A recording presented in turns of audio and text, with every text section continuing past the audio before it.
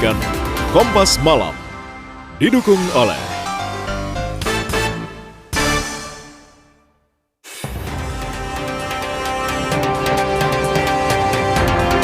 tarik ulur negosiasi Amerika Serikat-Iran. Trump mengaku dapat tawaran lebih baik dari Iran usai membatalkan utusannya ke Islamabad untuk bernegosiasi dengan Iran.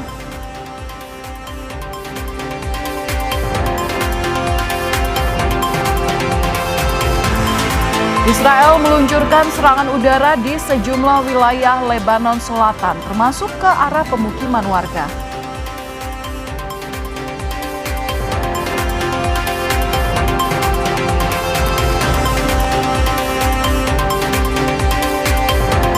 Temui Wali Kota Yogyakarta, sejumlah orang tua korban kekerasan daycare Little Aresya minta Pemkot untuk beri bantuan hukum.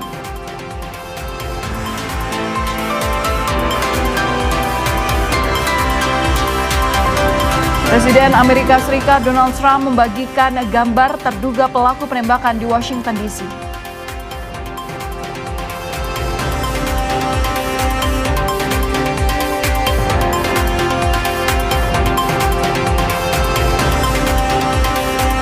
Jemaah Haji Indonesia diimbau menaati aturan selama di Tanah Suci, di antaranya larangan mengambil gambar di Masjid Nabawi.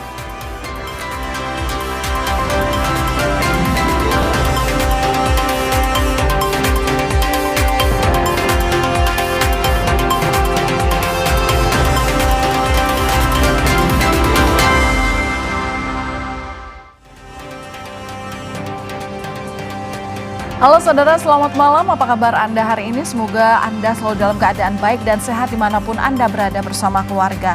Hari ini 26 April 2026, Kompas Malam kembali hadir untuk Anda bersama saya, Valentina Sitorus.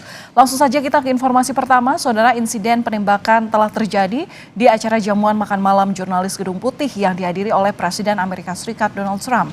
Trump bersama dengan pejabat tinggi Amerika lainnya langsung dievakuasi dari lokasi.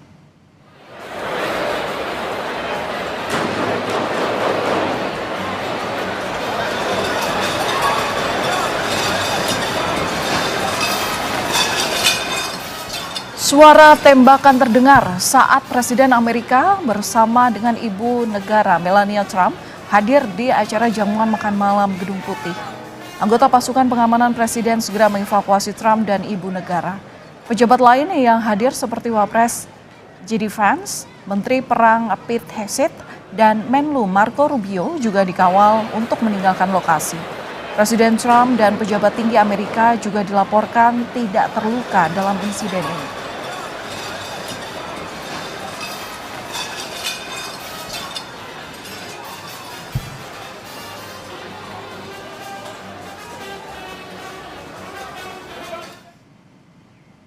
Presiden Amerika Serikat Donald Trump membagikan gambar terduga pelaku penembakan di Washington DC pada Sabtu waktu setempat. Gambar menunjukkan terduga pelaku diborgol petugas keamanan dan sepenuhnya ditahan. Trump mengklaim penembakan tersebut ditargetkan untuk dirinya, tapi aparat keamanan berhasil menangkapnya. Do you believe you were the target of this tonight? I guess. I mean, these people they're crazy. They're crazy, and you never know. He was very far away from me. He had to go through a lot. We had resources all over. We had resources sitting at tables, literally in disguise, sitting maybe at your table. Who knows? But we had people all over the room. So he had a long way to go. That was really a first line of defense, and they got him.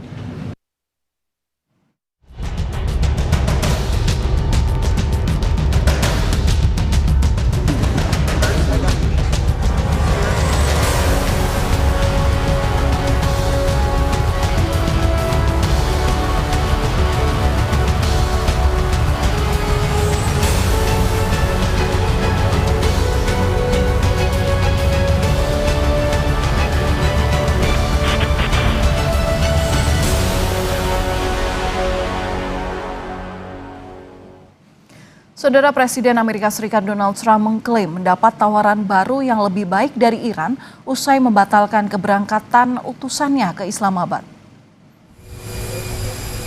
Trump menyebut dalam tawaran baru itu, Iran menawarkan banyak hal, Namun Trump tidak memperinci isi dari proposal Iran itu. Trump kembali menekankan bahwa syarat perundingan adalah Iran tidak akan memiliki senjata nuklir. They gave us a paper that should have been better. And interestingly, immediately when I canceled it, within 10 minutes we got a new paper that was much better. What was on that paper, sir? What was We the talked paper? about they will not have a nuclear weapon. It's very simple. Look, that whole deal is not complicated. Iran cannot have a nuclear weapon. Masa depan hubungan Amerika Serikat-Iran kembali berada dalam ketidakpastian. Keduanya menarik ulur kesepakatan damai usai Trump membatalkan keberangkatan delegasi Amerika Serikat ke Pakistan dan Iran menolak negosiasi lanjutan jika Amerika Serikat tak memenuhi syarat yang diajukan Iran. Upaya diplomasi antara Amerika Serikat dan Iran belum menemui titik terang. Presiden Amerika Serikat Donald Trump membatalkan keberangkatan delegasi Amerika Serikat ke Pakistan untuk berunding lagi dengan Iran. Sebelumnya, menantu Trump, Jared Kushner, dan utusan khusus Amerika Serikat untuk perdamaian, Steve Witkoff, akan diutus ke Pakistan. Namun, keduanya batal berangkat. You probably heard that we canceled the trip. We have all the cards. We're not going to spend 15 hours in airplanes all the time going back and forth to be giving a document that was not good enough. And so we'll deal by telephone, and they can call us anytime they want. Again, we have all the cards. They have no military left, practically. They have no leaders left. We don't know who the leaders are. Di sisi lain, Iran ngotot tidak akan berunding di bawah tekanan dan ancaman maupun blokade Selat Hormuz. و هم نشون دهنده این هست که طرف آمریکایی نه تنها حسن نیت نداره بلکه سوء نیت داره. اگر شما نتوانید تعهدات حداقلی خودتون رو در دوره آتش بس اجرایی بکنید، چگونه می‌خواهید به شما اطمینان وجود داشته باشه که بتوانید یک توافق کلی‌تری رو اجرا بکنید.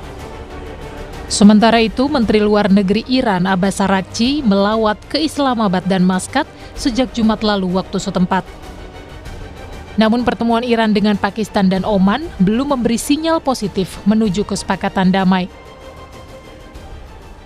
من فکر کنم که ما علالقاعده باید شروطمون رو برای مذاکره قبل از پرواز نگیم که آتش بس باید شامل لبنان هم بشود. دارایی ها باید آزاد بشود و بعضی کارهای دیگری که امریکایی‌ها باید بکنن. اینها قبل از تصمیم به رفتن برای مذاکره باید اعلام بشود، امریکا به اونها عمل بکند، ما نتیجهش رو ببینیم. Iran dan Amerika Serikat menarik ulur kesepakatan damai di tengah perpanjangan gencatan senjata. Kondisi ini memicu kekhawatiran global soal resiko eskalasi konflik. Tim Liputan, Kompas TV.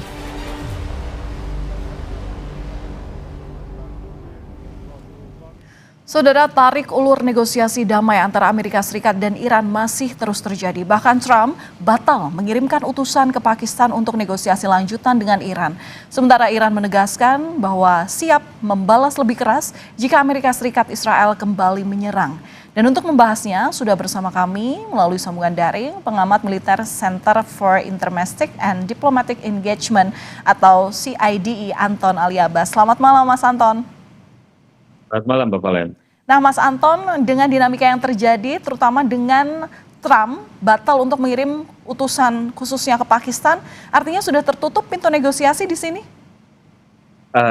Nggak gitu juga bacanya. Jadi yang pertama jelas bahwa ini menunjukkan tidak ada progres ya, tidak ada progres dari upaya perundingan damai. Apakah upaya tersebut gagal total? Jawabannya enggak. Cuma memang progresnya menjadi sangat kecil gitu ya. Itu satu.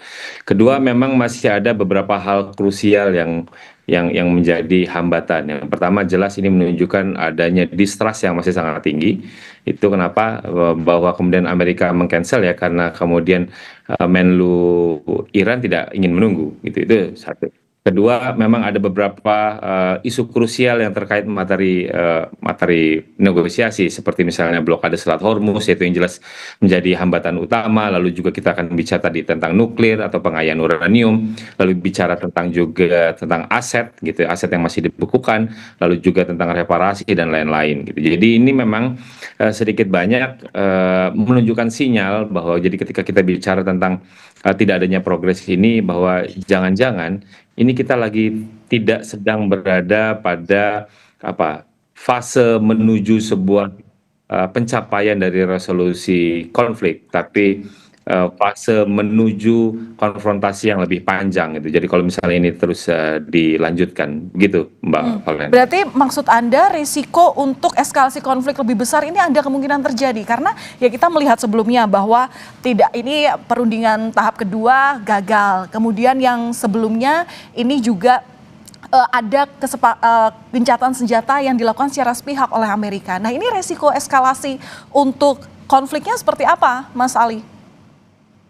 Ya, memang menjadi resikonya menjadi lebih besar. Kenapa? Karena memang progresnya sangat-sangat lambat gitu ya. Jadi memang di satu sisi para pihak yang bertikai, terutama Iran misalnya, tidak mau bernegosiasi langsung. Dia hanya ingin menyampaikan proposal, apa standpoint-nya hanya melalui misalnya melalui pemerintah Pakistan, dan pemerintah Pakistan lah kemudian yang ingin menyampaikan.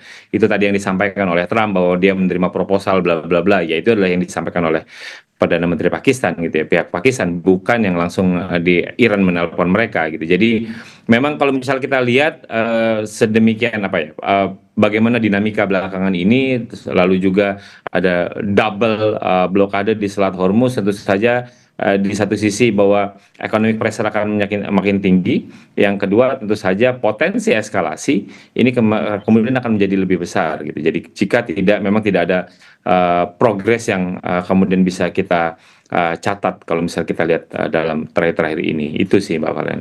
Tapi yang menjadi kunci supaya perang ini tidak berlarut-larut dan berimbas ke krisis multidimensi, gimana Mas Anton? Yang pertama ya tentu ini tentang Selat Hormuz dulu yang harus dibicarakan gitu. Jadi bagaimana nih Selat Hormuz gitu. Jadi bagi saya kan itu yang sebenarnya jadi prasyarat utama dari Iran gitu. Jadi Iran ingin bahwa Selat Hormuz kalau Iran membuka, maka sebenarnya Amerika juga harus membuka gitu. Jadi jangan yang membukanya hanya dari pihak Iran, itu satu. Kedua, memang mau tidak mau gitu ya, mau tidak mau kalau saya melihat bahwa kelihatannya keterlibatan negara besar seperti Cina dan Rusia dalam hal ini menjadi cukup krusial. Kenapa? Kelihatannya karena dengan keterlibatan negara besar itulah kemudian Amerika itu mau setidaknya memegang pendapatnya, memegang ucapannya gitu. Jadi selama ini saya melihat bahwa ya Pakistan kemudian tidak punya posisi yang cukup kuat untuk kemudian memaksa Amerika misalnya untuk negosiasi hanya berada misalnya di dalam ruang nyata yang ada di Islamabad misalnya. Tidak kemudian Trump itu sedikit banyak itu mengacaukan gitu. Jadi strategi itu mau tidak mau memang harus diintervensi untuk ditunda atau dihentikan terlebih dahulu jika kita memang ingin progres. Dan siapa negara itu yang kemudian bisa gitu ya, bisa untuk mencoba menekan Amerika Serikat, ya tentu saja negara besar dalam hal ini, entah itu Cina ataupun Moskow dalam hal Rusia gitu. Jadi kan ada rencana misalnya Menteri Luar Negeri Arakci ini kan selain ke Muscat juga akan ke Moskow gitu. Dalam konteks apa? Dalam konteks ya untuk juga ingin menyemai perdamaian. Jadi harapannya memang ada upaya yang lebih asertif yang dilakukan oleh aliansi. Jadi ally-nya dari Iran tersebut untuk kemudian mau memaksa dalam kutip dalam hal ini memaksa Amerika untuk kalau memang ingin melakukan perundingan ya serius gitu. Jangan kemudian membuat gaduh dan membuat bingung mana yang harus didengarkan. Apakah misalnya perundingan yang ada di tempat gitu atau memang di media sosial yang harus nanti kita saling beradu pandangan. Itu sih Mbak Valen. Baik, kita nantikan seperti apa dinamika terkini dari konflik Timur Tengah ini. Terima kasih sudah berbagi pandangan bersama kami di Kompas Malam Kompas TV. Pengamat militer Center for Intermestic and Diplomatic Engagement, Mas Anton Ali Abbas. Salam sehat selalu Mas.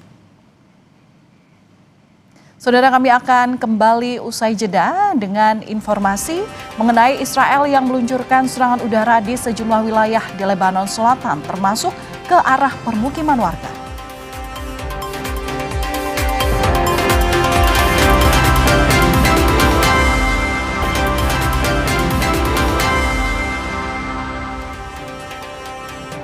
Saudara, Israel meluncurkan serangan udara ke kota Safat al-Batik, Lebanon Selatan. Serangan ini menghancurkan pemukiman warga.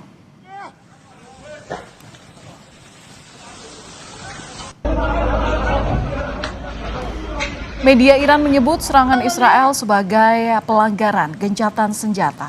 Serangan ini diluncurkan ke permukiman untuk menyasar warga sipil.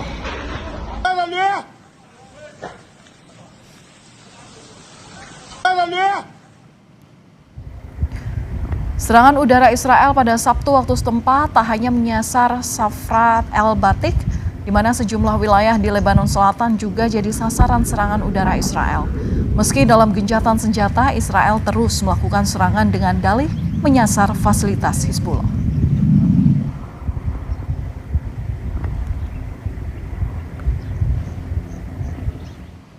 Saudara, kabar duka kembali datang dari misi perdamaian PBB di Lebanon. Prajurit TNI yang tergabung dalam UNIFIL Prakariko Pramudia gugur setelah hampir sebulan menjalani perawatan intensif akibat serangan artileri.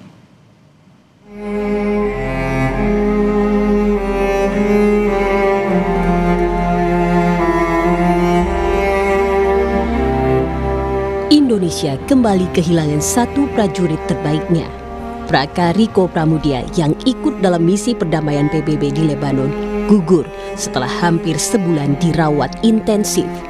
Prakariko menderita luka berat akibat ledakan artileri dari tank Israel di dekat kota Al-Qushair, Lebanon pada 29 Maret lalu. PBB menyampaikan duka cita atas gugurnya prajurit TNI Prakariko Pramudia dan meminta kasus ini diusut. Serangan pada pasukan penjaga perdamaian merupakan pelanggaran berat dan dikategorikan sebagai kejahatan perang. Died earlier today. The Secretary General expresses his deepest condolences to the families, friends, and colleagues of 31-year-old Corporal Rico Pramudia of Indonesia. We've requested that the relevant parties ensure these cases are investigated and, where appropriate, prosecuted by national authorities in order to bring the perpetrators to justice and ensure accountability. Attacks against UN peacekeepers may constitute war crimes under international law. Pemerintah Indonesia melalui Kementerian Luar Negeri mendesak PBB menginvestigasi menyeluruh dan memastikan pertanggungjawaban atas insiden ini. Indonesia kembali mengutuk serangan Israel yang menyebabkan gugurnya peacekeeper Indonesia. Serangan terhadap pasukan perdamaian PBB merupakan pelanggaran serius terhadap hukum internasional dan dapat dikategorikan sebagai kejahatan perang. Pemerintah Indonesia juga kembali mendesak PBB untuk melakukan investigasi yang menyeluruh, transparan, dan akuntabel. Sebelumnya, PBB telah merilis hasil penyelidikan awal insiden yang terjadi tanggal 29 dan 30 Maret tersebut. Menurut PBB, insiden pada 29 Maret disebabkan oleh tembakan tank Israel. Sementara insiden pada 30 Maret disebabkan alat peledak rakitan yang kemungkinan dipasang Hizbullah. Anggota Komisi 1 DPR RI fraksi PKB Syamsur Rizal mendesak PBB untuk meningkatkan standar pengamanan pada pasukan penjaga perdamaian di daerah konflik. PBB juga didesak membawa kasus penyerangan pada pasukan perdamaian ke Mahkamah Internasional di Den Haag. Memastikan bahwa mandat yang diberikan kepada Republik Indonesia ini diselesaikan sampai 31 Desember 2026. Di samping itu kita menuntut perlakuan yang berbeda. Peningkatan standar pengamanan untuk pasukan kita, bukan cuma dari Indonesia, tapi dari seluruh pasukan UNIFIL. Yang kedua yang kita minta adalah bahwa PBB ini mengambil inisiatif untuk segera melaporkan, termasuk Indonesia juga, untuk melaporkan kepada Majelis atau International Criminal Court di Den Haag. Bahkan kita juga minta untuk dilaporkan di International Court of Justice, karena ini adalah sebuah pelanggaran berat dalam konteks hukum humaniter internasional. Prajurit TNI yang gugur dalam rangkaian konflik di Lebanon bertambah menjadi 4 orang. Sebelumnya, 3 prajurit yang lebih dulu gugur adalah Prakapariza Ramadan, Sertu Muhammad Nur Ikhwan, dan Kapten Infanteri Zulmi Aditya Iskandar. Seluruhnya gugur saat meningkatnya konflik bersenjata antara Israel dan Hizbullah. Indonesia mendesak pentingnya perlindungan pasukan perdamaian PBB. Insiden serangan pada pasukan UNIFIL harus diusut tuntas. Tim Liputan, Kompas TV. Saudara, satu lagi prajurit TNI yang bertugas di Lebanon gugur dalam misi perdamaian. Kita akan bahas bersama Serma Purnawirawan Muhtar Effendi yang juga pernah bertugas sebagai pasukan perdamaian PBB di Lebanon di rentang waktu 2010 hingga 2011. Selamat malam, Pak Muhtar, apa kabar? Selamat malam, baik Mbak Palen. Baik, semoga kabar baik selalu bersama Anda dan juga keluarga. Pak Muhtar, ini perlukah ada evaluasi dari PBB khususnya soal penempatan ataupun perlindungan pasukan perdamaian? Saya memang berpendapat demikian, Mbak. Karena ini kan eskalasi di Lebanon meningkat tajam ya. Dengan adanya perang antara Iran dengan Israel yang akhirnya berimbas ke wilayah Lebanon, di mana klaim daripada pihak Israel adalah karena adanya kegiatan-kegiatan yang dilakukan oleh Hizbullah yang mereka tuding sebagai proksinya Iran. Itu yang pertama. Kemudian yang selanjutnya, PBB memang dalam hal ini harus betul-betul mengevaluasi apakah perlu dilakukan reposisi atau relokasi daripada pasukan kontingen Indonesia khususnya yang ada di daerah rawan ya, di mana Indonesia memang hampir secara keseluruhan memang menguasai wilayah Lebanon Selatan. Nah, sehingga hal demikian akan mengurangi nanti daripada risiko terjadinya lagi gugur prajurit TNI kita yang kemungkinan besar ke depannya seperti yang kemarin-kemarin gugur begitu ya. Nah, saya memang menghendaki adanya evaluasi yang menyeluruh oleh PBB dengan tingkat keamanan juga yang harus diperhatikan kepada pasukan UNIFIL, karena pasukan UNIFIL yang ada di Lebanon Selatan, mereka ini kan pasukan yang fungsi utamanya adalah menjaga bagaimana caranya agar resolusi PBB 1701 itu bisa tegak. Artinya antara kedua belah pihak itu tidak melakukan kegiatan-kegiatan yang menimbulkan satu sama lain bereaksi untuk melakukan perang terbuka. Ya. Tetapi demikian, Pak Muhtar, saya potong. Sebenarnya ini kan memang penugasan untuk pasukan perdamaian ini memang beresiko tinggi begitu. Tapi kan sebenarnya ada SOP yang memang sudah diedukasi di sini. Artinya apakah Anda setuju apabila standar pengamanan di sini perlu ditingkatkan dengan eskalasi konflik yang terjadi saat ini ya? Kalau menurut saya, standar pengamanan memang sangat perlu untuk ditingkatkan lagi ya. Tentunya ini kan tergantung kepada kebijakan daripada Jenderal UNIFIL yang ada di Lebanon ya. Kenapa demikian? Standar keamanan yang lebih tinggi itu akan melindungi pasukan-pasukan UNIFIL yang bertugas di Lebanon Selatan khususnya. Selain juga daripada yang tadi saya bilang, evaluasi tentang bagaimana caranya, apakah memang masih diperlukan kontingen dari, katakanlah dari Indonesia, karena memang yang ada di Lebanon Selatan ini kan dari Indonesia ya.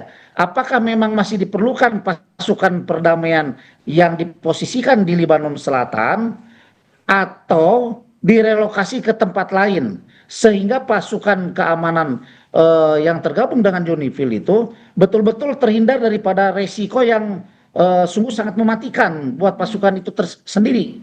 Ya, apakah Indonesia perlu menarik pasukan dari UNIFIL, Pak?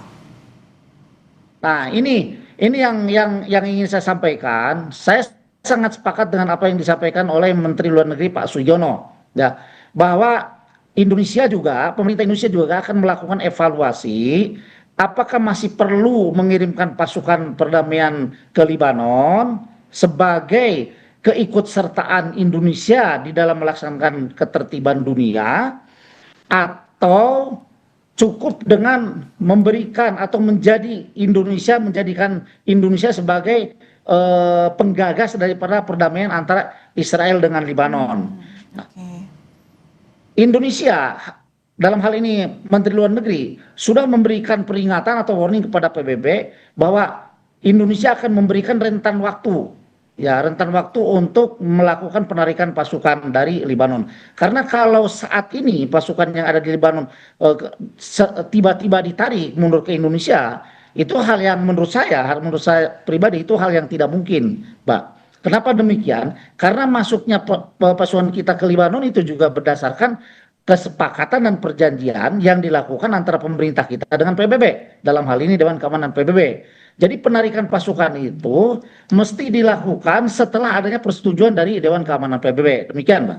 Baik, dan itu juga pasti tentunya yang diharapkan oleh Indonesia adalah bagaimana investigasi ini benar-benar kemudian mendapatkan hasil begitu ya, supaya memang pasukan perdamaian terjamin keamanannya ke depan, terutama jika masih ada kerjasama dan masih ada penempatan pasukan perdamaian di wilayah konflik. Terima kasih sudah berbagi pandangan Anda bersama kami di Kompas Malam Kompas TV. Mantan pasukan perdamaian PBB di Lebanon 2010-2011, Serma Purnawirawan Muhtar Effendi. Selamat malam Pak Muhtar, salam sehat selalu. Selamat malam, terima kasih. Saudara, kami akan kembali usai jeda mengenai kasus kekerasan di tempat penitipan anak yang ada di Yogyakarta. Polisi menyebut kemungkinan tersangka bertambah.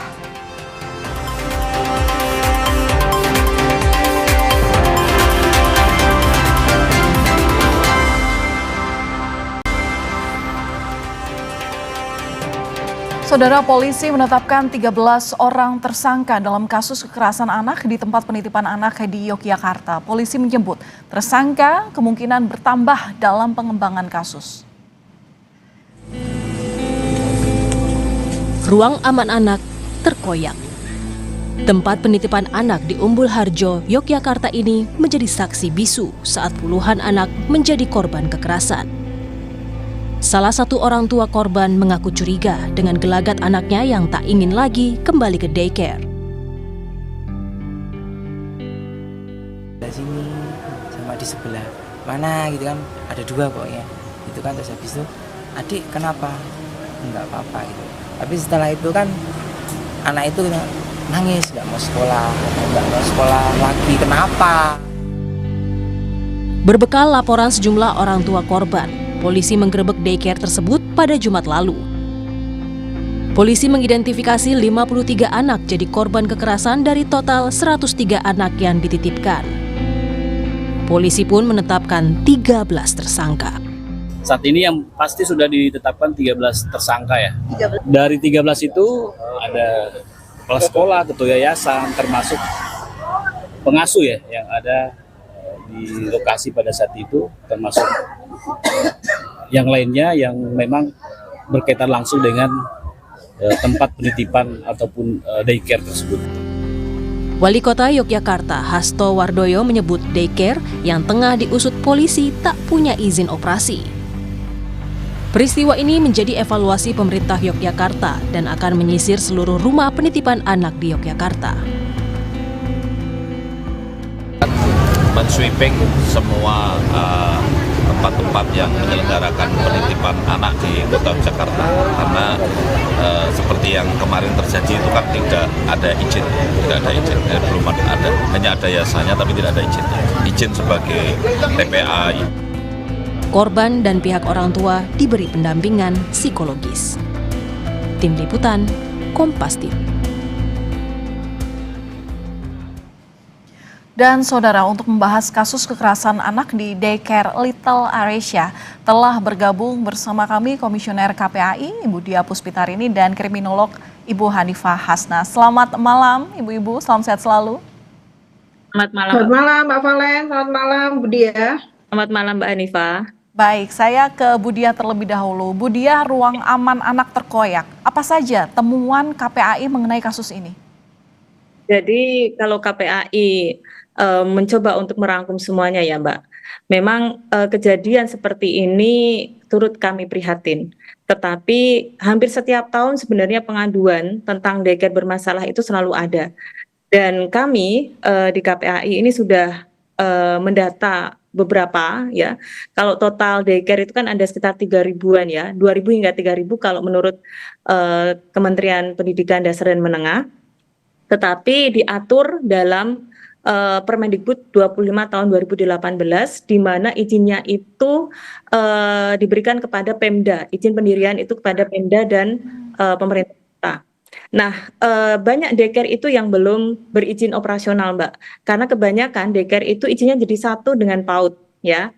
Nah, KPAI sejak daycare di Depok beberapa waktu yang lalu, beberapa tahun yang lalu itu kan dari daycare yang sudah berdiri berizinnya itu baru sekitar 10%. Nah, kenapa hal ini menjadi penting? Karena ini nanti akan berkaitan dengan satu, sistem pengawasan, kemudian yang kedua sertifikasi, yang ketiga juga keterlibatan masyarakat sekitar.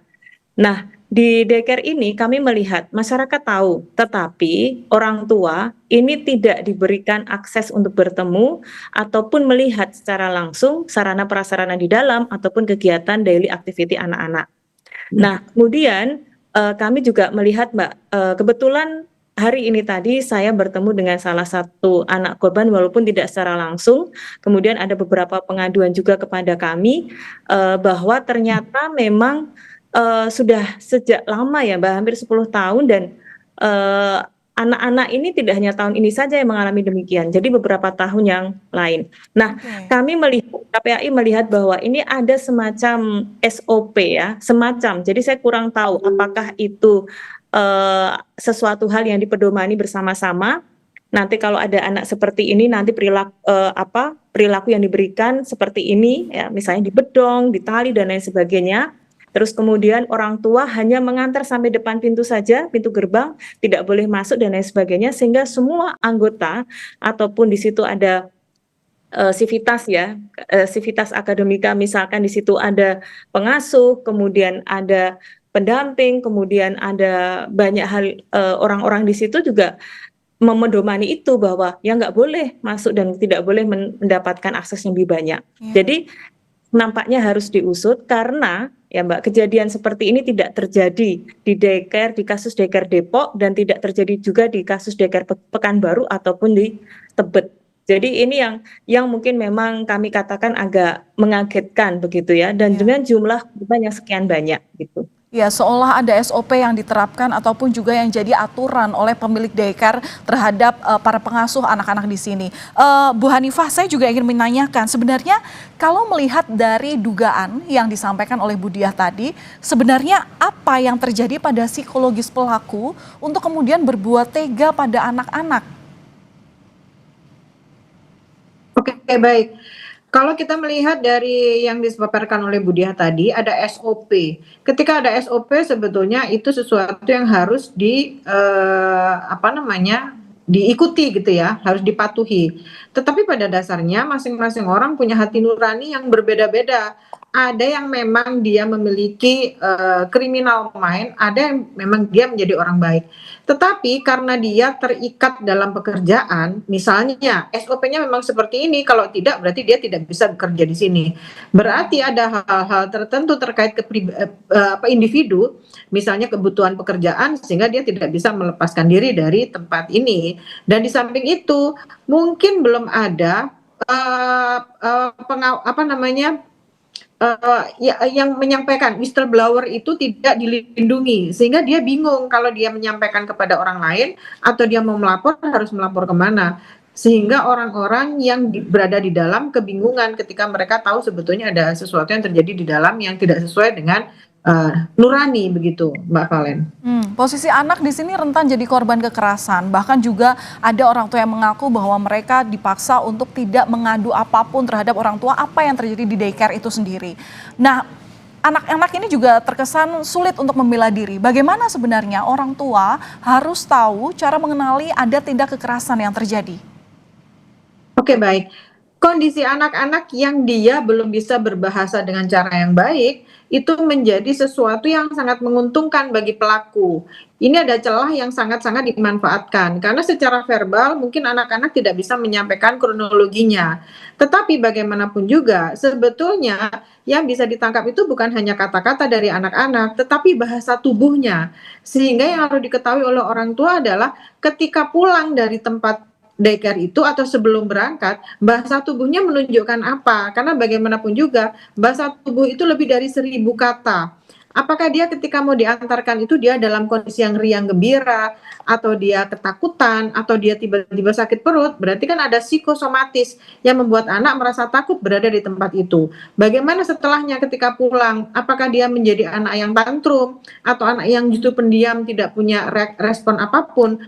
Bagaimana tidurnya? Pola tidurnya seperti apa? Apakah sering terbangun saat malam, sering menangis, berkeringat dingin? Bagaimana cara dia itu bersosialisasi? Apakah permainannya selalu menunjukkan kekerasan dengan misalnya mengikat benda-benda tertentu, atau melakukan kekerasan terhadap binatang atau bonekanya atau anak-anak lain yang berada di sekitarnya? Sebetulnya kondisi-kondisi seperti ini sudah menunjukkan sinyal bahwa anak-anak kita dalam kondisi red flag, berada di tempat yang tidak tepat. Begitu Mbak Valen. Oke, Bu Dia, saya ingin menanyakan terkait kasus ini, apakah seluruh orang tua yang menitipkan anak ini sudah melapor ke KPAI? Ke KPAI di Kota Jogja dan UPTD PPA ya, serta Polresta Kota. Ada juga yang melapor ke KPAI. Sepertinya bisa bertambah Mbak, karena tadi saya mendapatkan informasi juga dari warga sekitar, ada yang beberapa tahun sebelum kejadian ini ya, sebelum terbongkar ini juga anaknya mengalami perubahan. Cuman orang tua baru ketika kasus ini terkuak begitu. Nah, kami menyarankan kepada seluruh orang tua yang pernah menitipkan anaknya di daycare ini untuk berani melapor. Baik. Jadi jangan pada yang sekarang saja. Dan saya ingin menegaskan kembali Mbak. Jadi kalau yang dimaksud ada 103 anak. Kemudian 53 anak itu yang mendapatkan kekerasan secara langsung. Tetapi kita juga harus melihat dari 103 ini, sisanya itu, maaf ya saya mengatakan kok sisa ya. Baik, singkat saja Ibu. Di luar 53 itu juga sebenarnya korban loh Mbak. Maaf, mereka juga melihat, mereka juga mendengar. Mereka mungkin tidak secara langsung ya. Tetapi mereka juga berhak untuk mendapatkan pendampingan psikososial, dan orang tua jangan kasih bahwa anak saya tidak ada kekurangan fisik sama sekali atau luka, tidak boleh. Tetapi dari sekian anak itu tetap harus mendapatkan pendampingan psikososial. Baik, gitu, Mbak. Selain luka fisik ada juga dugaan luka psikologis yang ini patut untuk kemudian dikawal dan juga diperhatikan lagi-lagi untuk kesehatan anak. Terima kasih sudah berbagi informasi kepada kami Kompas Malam Kompas TV, Komisioner KPAI Ibu Diah Puspitarini dan juga kriminolog Ibu Hanifah Hasnah. Selamat malam Ibu-ibu, terima kasih. Selamat malam Mbak Valen, selamat malam. Saudara, jemaah haji kloter pertama asal Lampung dan Banten diberangkatkan ke Tanah Suci melalui Bandara Soekarno-Hatta.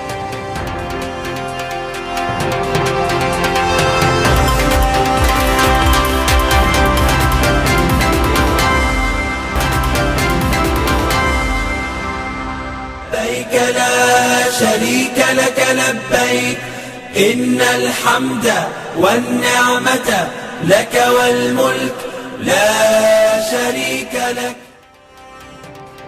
Saudara, jemaah haji kloter pertama asal Lampung dan Banten berangkat menuju Tanah Suci melalui Bandara Soekarno-Hatta pada Minggu malam. Total ada 3 keberangkatan dari Bandara Soekarno-Hatta menuju Madinah, Arab Saudi. Di antaranya 455 jemaah haji kloter pertama embarkasi Lampung dan 388 jemaah haji dari Banten.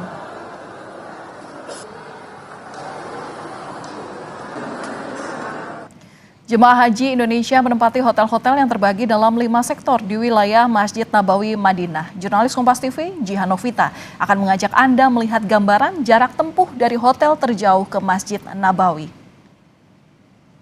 Assalamualaikum warahmatullahi wabarakatuh. Saudara, hotel-hotel yang ditempati oleh jemaah haji Indonesia selama berada di Madinah ini terbagi di 5 sektor wilayah. Dan sektor 5 menjadi wilayah yang lokasinya paling jauh menuju ke kawasan Masjid Nabawi.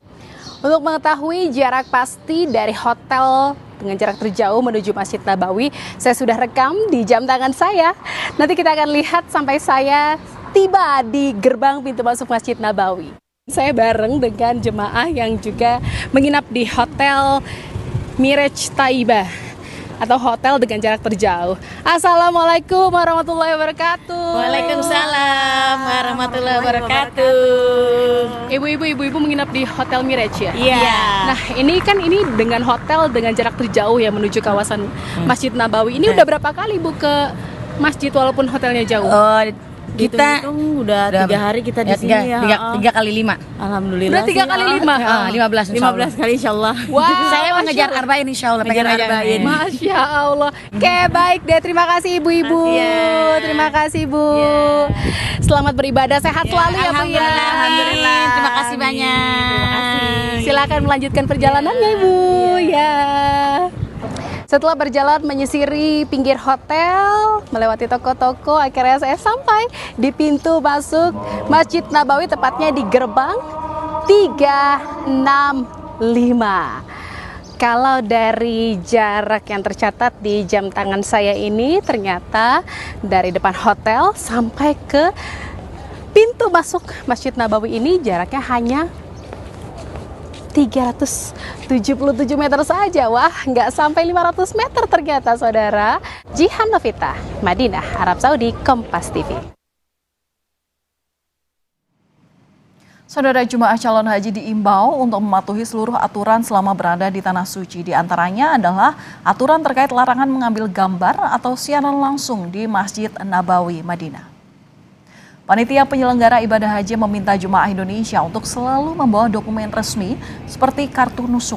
Selain itu, jemaah diminta untuk mematuhi aturan di Tanah Suci seperti larangan mengambil gambar untuk kepentingan komersial dan siaran langsung di Masjid Nabawi.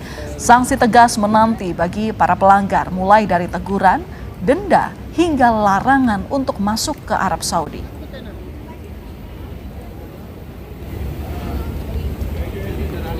لبيك لا شريك لك لبيك إن الحمد والنعمة لك والملك لا شريك لك. Kompas Malam masih memiliki sejumlah informasi untuk Anda, tetaplah bersama kami. Nantikan usai jeda kami kembali.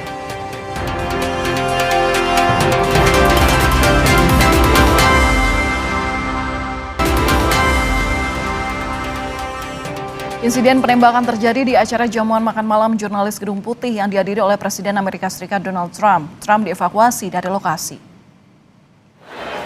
Suara tembakan terdengar saat Trump bersama dengan Ibu Negara Melania Trump hadir di acara jamuan makan malam Gedung Putih. Anggota pasukan pengamanan Presiden segera mengevakuasi Trump dan Ibu Negara.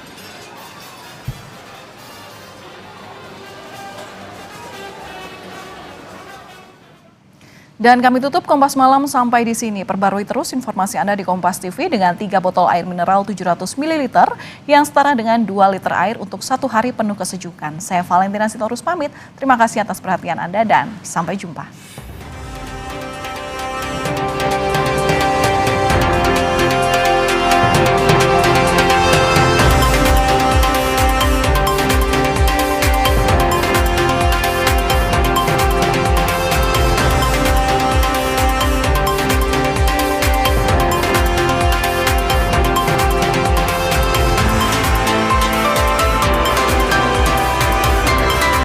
Terima kasih Anda telah menyaksikan Kompas Malam.